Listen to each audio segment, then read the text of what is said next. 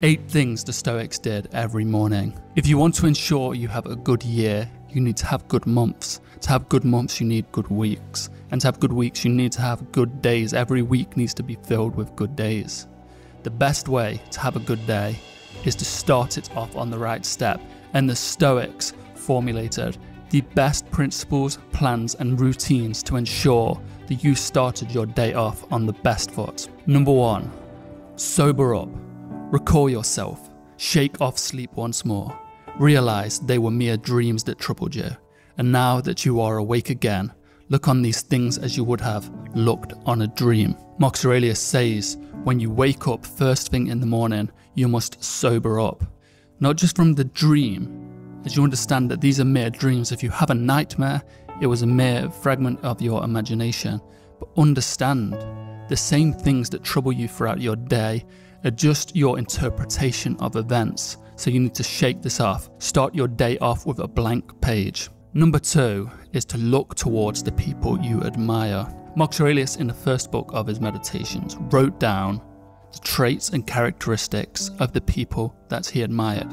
It was a very common thing to do at the time, was to keep the traits of people you admire, or even keep a reminder of this person, maybe a picture. So you can do this by keeping on your phone lock screen someone that you admire, someone you think has great traits.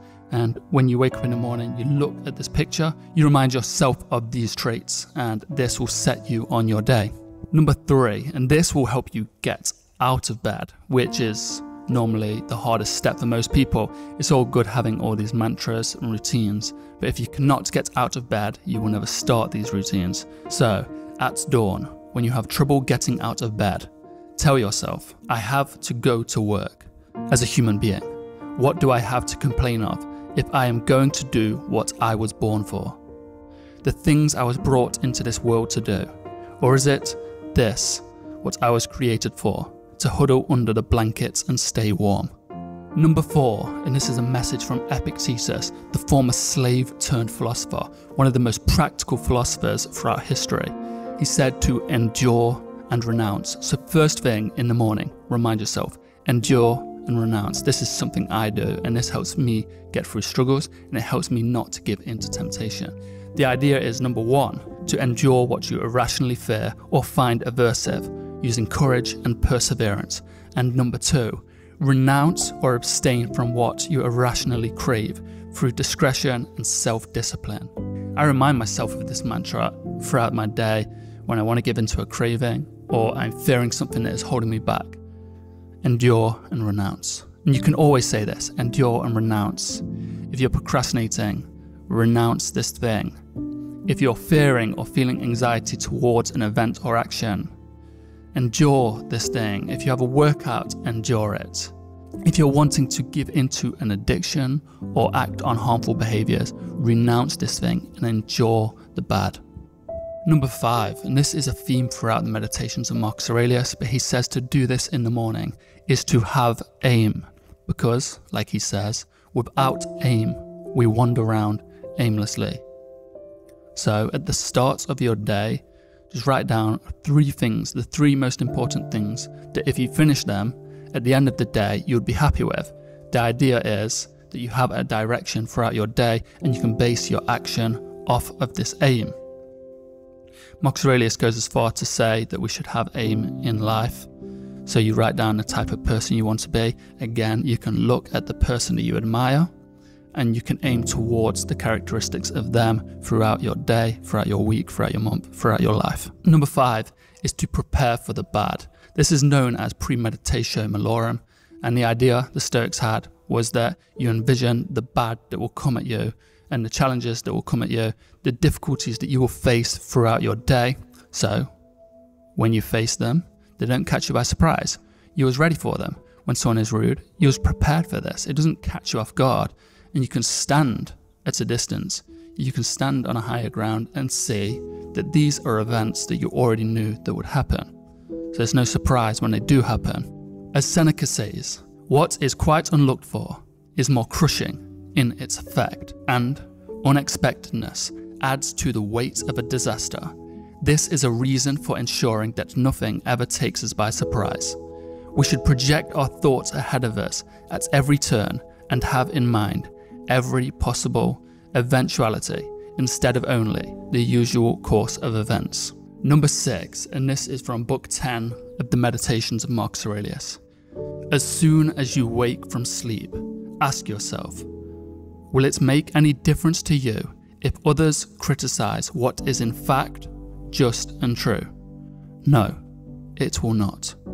You have surely not forgotten what these people who whinny in praise or blame of others are like in their bed and at their board.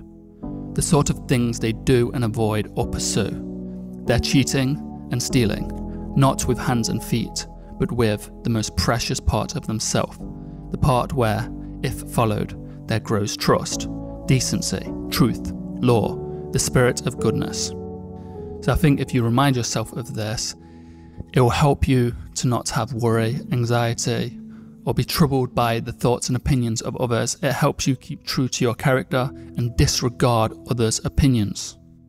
It's the easy step forward, making sure you stay on your path. Number 9 is a message from Marcus Aurelius. When you arise in the morning, remind yourself of what a precious privilege it is to be alive, to breathe, to think, to live.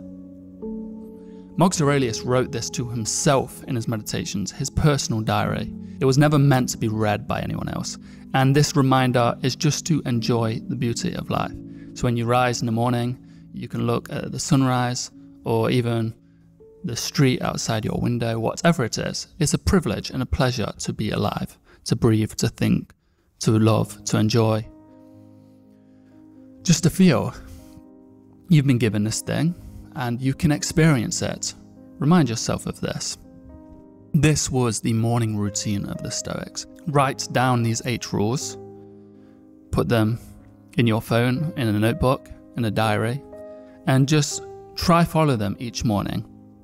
You'll begin to understand that yes, they're difficult at first, but like the Stoics, you can grow your strength of character through following these principles. Marcus Aurelius, Seneca, Epictetus, Zeno, all these great Stoics, Musonius Rufus, all these people, they didn't start off with this great character. They believed in following the blueprints, following these routines and rules, following these mantras, following these sayings like endure and renounce. You keep these things in your mind daily. And just like when you go to the gym and you train your muscles, you are training your mind, you're training your personality, you're training your character. So you remind yourself of these things, and it can be difficult, but workout's difficult, and through the difficulty and hardship, you will grow. Your strength of character will grow just as your muscles grow going to the gym. Thank you for watching. I hope you enjoyed. If you want more, follow me on Instagram at TheEverydayStoic or at MulliganBrothers. I am sharing Stoicism to help you improve your life, but I'm making it modern, practical, and easy. I'm simplifying Stoicism so that you can improve your life, because over the decade of learning and practicing Stoicism, I've gone from being constantly anxious, fearful of everything, not confident, not sure of myself, questioning everything, and now I feel more confident, feel less anxiety, less irrational fears. I have control. I feel good about myself, because the main point of Stoicism is to be good and to feel good. So I hope you enjoyed, and I'll see you in the next one.